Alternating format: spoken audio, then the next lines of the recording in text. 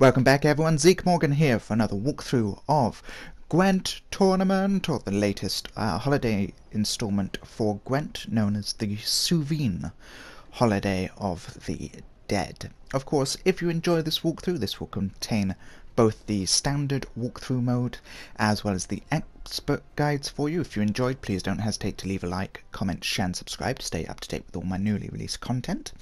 And of course, I will be walking you through all of these, both the 3 standard and the 3 expert modes, as I said previously.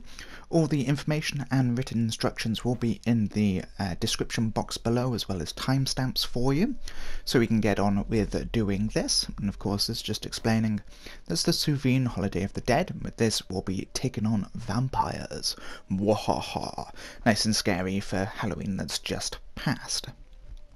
So, throughout this, I'll be talking you through how I managed to complete each of the modes, and general sort of hints and tips that may be helpful. So we're going in Breaking Bread with the Dead. So with this one, we actually have to make sure that we keep this, or get this to 10, using the lovely cards that we have available. The Scythemans will repair it by 1, and the Archers will damage the enemies by 2, and that can be repeated for any subsequent Archers that we play. So this one, I've got to say, is probably the easiest of the 3 standard modes. You're just basically going to have to keep an eye out what cards the enemy is going to play next, which you can see in the top middle of the screen, and basically play your Archers to tackle these. You want to make sure that they don't get 3 of the same card, otherwise you will automatically lose. What makes this a little bit difficult is you've got to think strategically about this, that every single time you play a Scytheman, obviously that will increase the health of the gate by 1, but for every subsequent Scytheman that you play, it will also do it by an extra 1. By playing our very nice Germain, that will then take the pieces off and basically change them over, so the Archers will become the Scythemen will become the Archers. So, as you can see, we're doing relatively okay. It's not the best so far, but we're making sure that they're not getting 3 of the same cards, and we're using Archers in respect of those. As you can see, they're damaging it slightly. It's nothing to worry about yet of this stage, and as you can see, they're just about to play the 3rd of the card in the ranged row. So what I should have really have done then is played the Archer, but luckily with the remaining Scytheman, that does bring it up to 10, so we easily won that. As soon as it goes to 10, you don't need to play an extra round. They will automatically pass, even if their next card would allow them to win. It's very weird, that isn't really explained during it, but that's something that you need to sort of bear in mind. As you can see, we did that one quite quickly, relatively, about 3 minutes for that, and we got to Vesemir, which obviously everyone will remember from The Witcher 3. So that is that one done. Quite simple. Getting our victory points for that, and our new card. Yay, we love new cards. And we're going to jump straight in then to the 2nd of the standard modes, and that is this one. So, yay, knocking on Horror's Door. So, with regards to this one, we have to destroy the castle gates in order to win. The castle gates will have 80 health, and in the expert modes it will have 100, but of course we will go through the expert modes a little bit later. Again, timestamps will be in the description box below, so if there is a specific match that you just want to see, feel free to click those and it will take you straight to that. So as you can see, 2 main points on the board there. We've got the battering ram, which we've got to make sure stays, otherwise we're going to lose, and we have a ballista. Any units that you place with the ballista will be able to damage something by 3, and what I'm using at the minute is I'm just using the levy cards, the mass levy cards, to get as many Scythemans as we possibly can with battering rams, because at the start of every turn, depending on how many units there are, that would depend how much the battering ram damages the castle gates, so that it can be really easy for you to get quite a load of points off that. after using the mass levy, we use the yeoman archer to attack the screamers. You want to try and make sure that there's not that many of them on a specific row, on the melee row, otherwise that will wipe down your total quite a lot. We responded then by using Vesemir, so that takes rid of the screamers as much as we can. And now we're going to do a archer by the ballista. This is very important that you do it by the ballista, because not only do you get the 2 points for the archer, but then because you played a unit there, you also get the ballista, which I would recommend taking out the arranged Catan, otherwise that's going to damage your gate quite a lot. Then we can play the Combat Tinkerer to obviously repair the damage to our battering ram and take out the other Enraged Catan. And obviously otherwise it's just going to completely wipe you out really quickly. As you can see there, all of the Screamers that they've got there are taking off most of our Scythemans, but that's nothing to worry about. We've got Vesemir back, so you know what we're going to do. We're going to play him on the melee row and completely decimate that. Not only will it take out the Screamers, but it will also damage the castle gates, so that's wonderful to see. Again, we're going to then use the Tinkerer to repair our battering ram, make sure it's at full health, and then use the points from that to damage the gate. Okay, and then we've got Germain at the ballista. I like playing him. And then you can spawn the remaining characters that Germain allows you to do. You can spawn these at the battering ram. I find this is quite helpful. And then use the points from the ballista to damage the gate. Realistically, you could get away with spawning them at the ballista if you so wanted to, but I always find it more helpful to put those on the front row. Actually, we got a little bit unlucky here that with their random attacks they did manage to take out the ballista. That's nothing to worry about. You can still win as this. As long as you keep some of the Scythemans on the front melee row, there's nothing to worry about. So with our 3 cards left, what we're going to do is we are going to play Vesemir then at the middle row. Realistically, it makes more sense to play him on the melee row, but I just did a bad placement, unfortunately. But we are going to get a little bit of a chance to replay him. Archer then attacks the castle gates. Of course, Vesemir is going to be coming back in 1 more turn, so that's wonderful. Unfortunately, they do that, but nothing to worry about. And I'm just ignoring basically most of their talking points.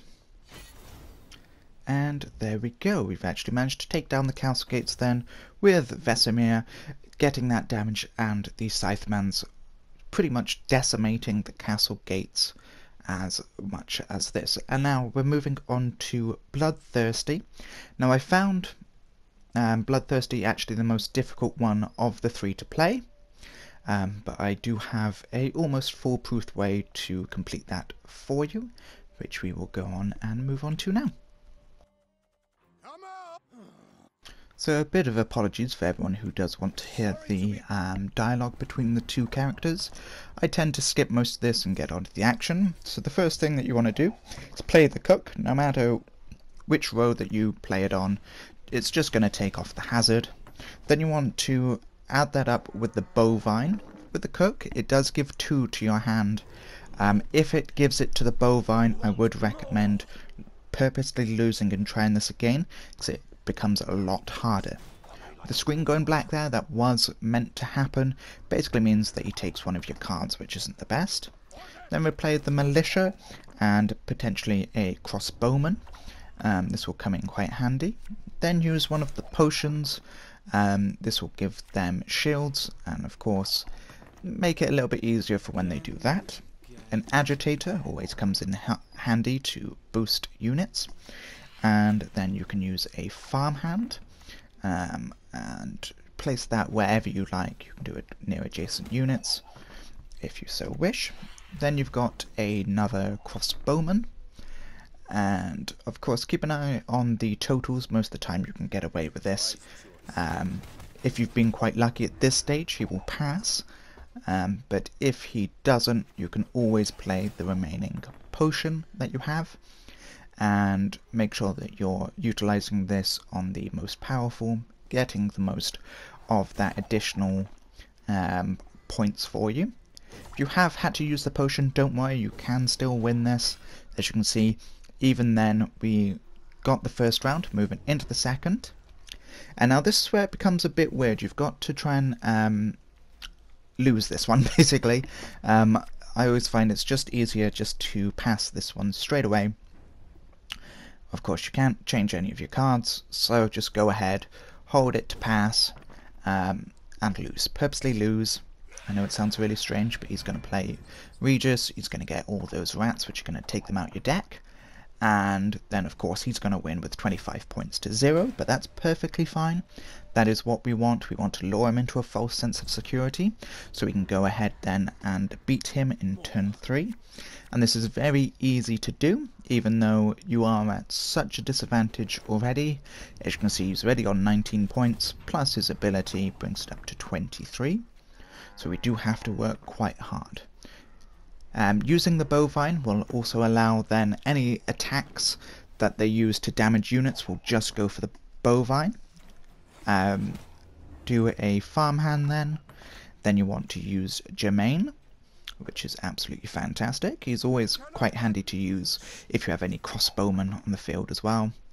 Then you want to use an agitator. I always recommend plopping him dead center between Germain and your other one. Then using your late harvest cards, you want to go ahead and use all 3 of those, and make sure that you are selecting the first option, which is play 3 lowest cards. If you have a crossbowman on the field, this will come in quite handy as well, because a crossbowman then will attack and damage one of the enemy units based on each peasant that joins you, so it's quite nice.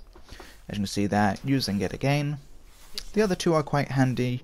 One allows you to bring a peasant and give him a shield, and the other one allows you to pick the lowest unit and boost it by 10. But for what we want, the harvest 3 units are going to be the best. You can get quite lucky and draw an agitator. If you do, obviously place them the most strategically that you can. And as you can see there, the crossbowman just completely decimating then based on the amount of scythemen that we have.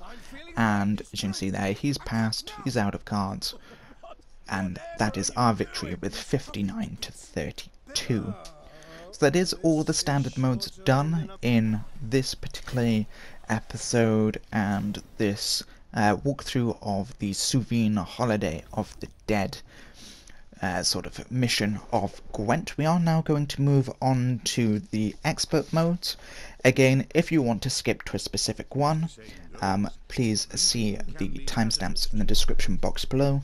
Likewise, all of the moves that I've made in this episode, in this walkthrough, I will leave in the description box below as well, so if you want to follow them step by step, you can. Of course, if you enjoyed it, found it helpful, find this video any way enjoyable, and please don't hesitate to let me know by leaving a like, comment, share, or even subscribing to stay up to date with my newly released content. So with that epilogue done, we are now going to move on to all the expert modes. These are going to be a little bit more challenging, so it's going to make us use our wits a little bit more, and of course they're going to start at a slight advantage. So this is Breaking Bread with the Dead. I always like that it rhymes a little bit, and again, this is going to be probably the easier of the 3, but again, I do have pretty much a foolproof strategy in order to complete this, and as you can see, there we go. So the first thing that you want to go ahead and do is play an archer card when you are available to do so. Again, just going to skip most of their dialogue, so I do apologise if you want to hear that. Feel free to go on Gwent and knock out their first card. Then you want to play a Scytheman as soon as they play it. Obviously keep an eye on the health of your barrier, don't want that going down. Then respond with another archer, this will knock out their 2 cards. Then very weirdly you want to play Germain as your next card. You can actually play him a little bit later if you so wish, but I find playing him now sets you up very nicely. Then you want to respond with 2 sets of archers. This will obviously knock out 2 of their cards already. I recommend knocking out the next one that they have coming. As you can see, they're damaging the barrier, that's perfectly fine. Second archer to knock them back even more. So we're doing quite well so far. Then you want to play a Scytheman to obviously repair our barrier. Then another archer. Not a Scytheman, an archer. Then, after you've played the third archer, you want to respond with a Scytheman. Ooh, this is getting really confusing now. Then your other Scytheman. So you want to have 3 Scythemans, 2 archers on the field. As you can see, it looks quite bad so far, but it's nothing to worry about. Then play Germain, which is obviously your last remaining card. That's going to repair the barrier and give us quite a lot of things to do. This looks quite bad so far. They've got 2 of each, but it's nothing to worry about. With your archer, knock out one of the cards that is coming up. Make sure that they don't get 3 of them. Then you want to play your second archer. Again, either knock them out completely or knock one of each off. It's completely up to you. Then you want to play your third and final archer. Don't worry about the barrier so far. We are definitely going to do this. I have faith in my abilities. I have faith in what we've done.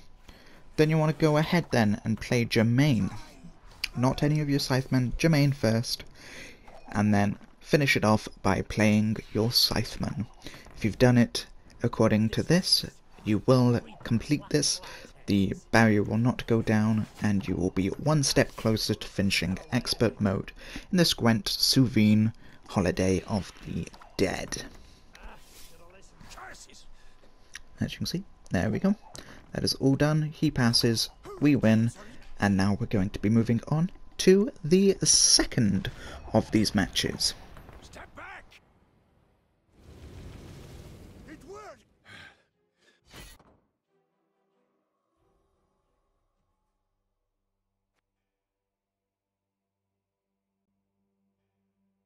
And there we have it, we completed that first one, so we are going to move on to the second there, of course, making sure that we're keeping an eye on that. We've got knocking on Horror's door. So as I said previously in this episode, this will now increase the health of the gate that we need to break through from 80 originally to 100. This isn't nothing to worry about. Again, I do have a foolproof strategy for us to go ahead and do this. And the first thing that you want to go ahead and do then is obviously play one of your cards, play Germain. Make sure that you are putting all of those Scythemans on the front melee row. Then be silly, not necessarily silly, but play Vesemir. Vesemir on the catapult, the last row, to knock out the first set of creamers that they bring in. Then you want to go ahead then and play your second mass levy, again at the battering ram. We want to make sure that we have enough Scythemen on that front row. That's going to come in handy. Then go ahead and play a archer once they finished at the ballista, and make sure that you are attacking the swarm on the ranged row. You can knock 2 back with the archer's ability, and of course because you played it with the ballista you get to knock the 3rd back for free basically. Once they finish their turn, you should get Vesemir back, so again play him then at the middle row, the ranged row, and that will take care of all of those. You want to try and keep as many of those swarms as you possibly can out of the way. Then, once you get a bit of damage, don't worry too much about this. You want to play an archer at the ballista. Attack 2 of the swarms then, and with the ballista shot, attack the enraged Katakan. That's a really weird name, Katakan. But that will knock it out, of course. You don't want them surviving, because otherwise, every time you do damage to the gate, it does damage to you. Again, repeat that step. Use the archer, take care of the swarm. I knock back the queen just to make it a little bit easier so it's not damaging anything on our front row. But then we also hit the enraged Katakan again. This should be the last, well, one but last time we have to actually look at one of the enraged Katakans, so it's nothing to worry about. As you can see, they're damaging our battering ram quite a lot, so make sure that you repair it with a combat tinkerer, and with it knock out one of the enraged Katakans. Unfortunately, they will have some of their swarms on the melee row by now, but it's nothing to worry about. Go ahead and put Vesemir there to not only damage the gate, but damage the swarms on the melee row. As you can see, we are slowly whittling that down. We haven't got that much more left, which is what we like to see. Then you want to go ahead, then play your last Tinkerer. Make sure that you're repairing the battering ram, and with the ballista, attack the enraged Katakan. So this will be the last one that we need to take care of. Use your mass levy, making sure that you are spawning the units at the battering ram. Don't do it at the ballista, even though the 3 points is very nice. We much prefer getting that every single round. Vesemir will be back, so again, use him then at the melee row. This will damage the gate. So we're almost there, we've got 2 units left. Use the bovine to return Germain. Germain is quite handy now. He's going to be able to spawn extra scythemen, which is absolutely fantastic, and that's what we want to see. You can reverse this last step. You can either do the Tinkerer to repair the battering ram, or Germain first. It doesn't really matter. You can either spawn all 3 on the melee row, or do 2 on the melee row, 1 on the range row. It doesn't really make much difference. Then with Vesemir back, go ahead and attack the melee row if you so wish. Again, doesn't overly matter, you're going to win with or without him. And then with the combat Tinkerer, feel free to place him on any row that you particularly wish. I go for the ranged row just so I can attack then with the ballista, but again, you don't really need to do this. And with that, the gate is down, and we are now going to be moving in to the third and final of this expert mode, known as Bloodthirsty. So this will be quite difficult and really relies on the luck of the cards. Again, full written descriptions of this will be in the description box below. Of course, if you enjoyed, please don't hesitate to leave a like, comment, share and subscribe, and let me know. So, with a quick break there, and a quick little minute to catch our breath, we're going to be jumping straight in then with Bloodthirsty, going to be finishing this off. Again, full details of this are in the description box below. This really does rely on some of the draws that you get. I will leave my preferred outcome, but we do stray from this a little bit in the first instance. What you want to go ahead and do is, if you've got 3 of the bovine cards, redraw all 3. If not, it's not a bigger deal. It's not too bad, you don't need to worry, as long as you have at least a cook, a farmhand, an agitator, a potion, and 2 militia. If you've got those, you will pass this. It doesn't make much difference, as long as you've got those at the bare minimum. So the first thing that you want to do, as we did in the standard mode, is play the cook to whichever row that you particularly want. I like the first row that we look at. Then ideally you want to play a farmhand. So this farmhand will obviously do its bonus, so that will come in quite handy. Now if you have another cook, feel free to play it. As you can see, we don't have a second cook, unfortunately, so this is where I did have to make it up as I go along, basically, just for this stage. Again, you can play whichever one you want, within reason. As you can see, we don't have a cook, so I'm going to head and play the second farmhand. This actually comes in quite handy, so with us it actually went cook, farmhand, farmhand, but preferably you want to go cook, farmhand, cook. Then you want to play a crossbowman. This is going to come in handy to damaging the end and bringing it down. Then you want to play an agitator, again sandwiching him between 2 of your most valuable cards for a crossbowman. Then use a potion, a thunderbolt potion, to give your strongest units a little bit of a boost and a shield. Then you want to return with your 2 militia. So hopefully with this we should be able to get down the first turn of Bloodthirsty quite easily. You can see there we're currently in the lead, 27-24. Play the second militia wherever we want to, brings it down to 36-23. They're going to pass, and of course that means that we win the first round. But don't worry, we will be taking this to a second round, obviously, because we have to So, with this one, what you want to go ahead and then do is redraw an agitator. If you pick up an agitator, redraw it. If you don't, that's perfectly fine. Ideally, what you want to do is go ahead and go into the third round with 2 bovines, an agitator, a crossbowman, 2 of the harvest cards, a crossbowman, so 2 crossbowmen, sorry, and Germain. But as you can see here, we've got 2 bovines, we've got a crossbowman, we've got an agitator, and we've got the 2 harvest cards, so that's perfectly fine. Again, past the second turn.